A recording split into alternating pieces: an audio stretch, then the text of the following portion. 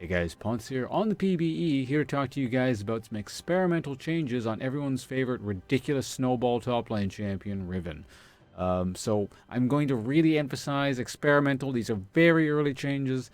They'll probably not go through like this kind of Riot's. More so to take away what you want to take away from this video is that Riot's at least looking at Riven.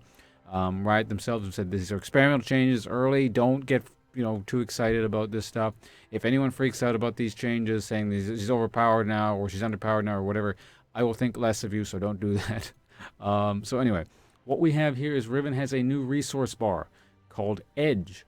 And her passive in general works a lot differently. It seems like it scales roughly the same, starting at 20% bonus damage, up to 50, just like the old thing, except it doesn't stack up to 3 stacks. It's only on just like on the next hit, so you can't like stack up 3 autos and then just kind of go in. See that the runic blade empowerment is not going up, it just keeps resetting at 1. So yeah, there's that change there. And then there's this other weird mechanic which goes along with the edge bar there. Riven's damage increased by up to 10% based on how much edge she has. If she hasn't gained edge in the last 10 seconds, Riven begins to lose her edge at the rate of 10 every second. And again, this is only against champions. I can hit like minions and monsters and stuff, and I'm not getting any edge. So you see my bar is still in. So, that there. So edge mainly, it gives you that little extra bonus there, but it also mainly interacts with Blade of the Exile, her alt Wind Slash thing. So the normal portion of the alt looks like it's the same. However, Wind Slash, the base damage is the same. That hasn't changed, but it's no longer like based on the enemy's life and execute kind of thing. How much damage it deals is based on how much edge you have. So I'll just show you how that works. I'm going to quickly go over here, gain some edge against him by stacking up the passive. So I have like 20. And so I have 40 edge, and now 60, and that's how the alt works. So it looks like, in its current incarnation, I don't really want to talk about numbers too much, because they're just kind of, again, like, this is just experimental stuff. But it looks like best case scenario, the ult deals more damage, but if you just kind of go in out of nowhere, it's generally going to do less. So yeah. I'd like where this is going, at least. Again, I'm pretty sure that this is not going to go in like this. This is just, Riot taking a look at things. It looks like what they're trying to do is giving sort of Riven a counterplay opportunity. Kind of like, you go in when she doesn't have edge, or if you can force her out, you can kind of keep her down that way. But when she has edge is when you don't go in. Almost kind of like Gnar, where you sometimes you may want to go in when Gnar has Mega Gnar form, but usually kind of want to stay away when he's about to turn Mega Gnar, and when he's low, whatever, you can kind of jump on him and beat him up, kind of thing. My hands are which is sort of what Riven needs. She needs sort of an avenue of counterplay thing. It's not, she stands, she just gets ridiculously strong. She's got a shield.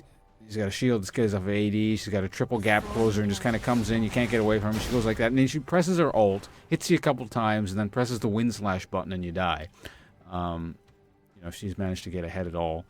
So, choose your own path. Yeah. So that's good. I guess the play becomes a lot less.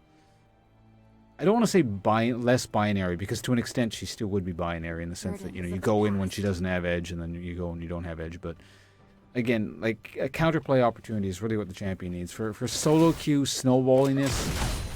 I don't know. This champion has always been kind of ridiculous. How should I proceed? A case of sort of a champion who has everything. Has tons of gap closers, has an execute, has a stun, an on-command stun, has a shield that scales off of a defensive ability shield, which scales off an offensive stat.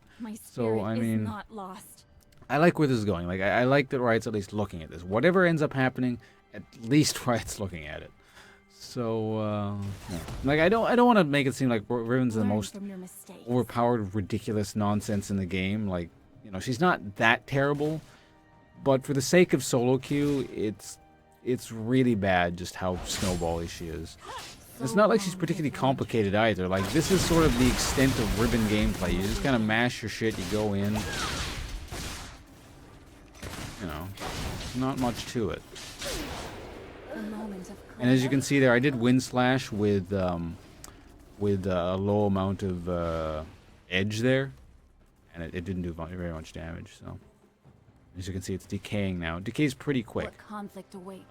Incidentally, note that you have to fight again. You have to. That's probably a key point there. You have to be actually fighting the champion to be gaining edge. And you know, you can't just farm minions, get a whole bunch of edge, and then run at the guy, like, because that would be. I suppose that would kind of defeat the point of it, getting edge. Alright, well, that's it for now. We'll see what happens with these changes. Again, I'm expecting more changes in regards to this. If they're particularly drastic, which I expect them to be, I'll probably make another video. Anyway, thanks for watching, guys. Appreciate you sitting through the rambling. I don't know how long this video is going to be, but yeah, I can get the hell out of here. Bye.